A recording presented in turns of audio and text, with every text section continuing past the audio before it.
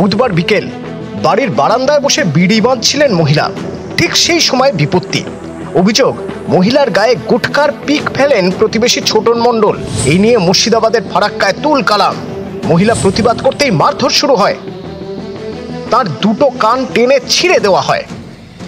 আমি বলছিলাম কি হারে কেন এরকম করছিস, আমার গায়ে থুতু ফেলছো, দিয়ে আমাকে টেনে নিয়ে গিয়ে চুল ধরে হিচড়িয়ে দিয়ে আমাকে লাত দিয়ে কানের ছিঁড়ে মেরে গায়ে হাত দিয়েছে। ফারাক্কার বাহাদুরপুর গ্রাম পঞ্চায়েত। এখানকার নগরী এলাকায় থাকেন মহিলা ও তাঁর স্বামী। দিনমজুরি করে সংসার চলে। তাদের সঙ্গে প্রতিবেশী ছোটন মণ্ডলের দীর্ঘদিনের বিবাদ বুধবার তা চরমে পৌঁছয়।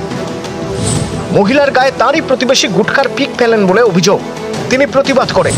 অভিযোগ, সে সময় ছোটন মণ্ডল সহ 4 জন তাকে মারধর করে। দুটো কান টেনে ছিঁড়ে দেওয়া হয়। মহিলাকে নিয়ে যাওয়া হয় স্থানীয় স্বাস্থ্য কেন্দ্রে।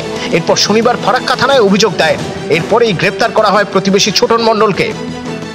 আমি দেখি আমার স্ত্রীকে নিয়ে উনির বাড়িতে মারধর করছে। কে মারধর করছে? ছোটন মণ্ডল। কটা সেলাই পড়েছে? 4টে সেলাই আছে, দোকানে 4টে। ফারাক্কা থেকে কেদার প্রামাণিক, নিউজ 18 বাংলা।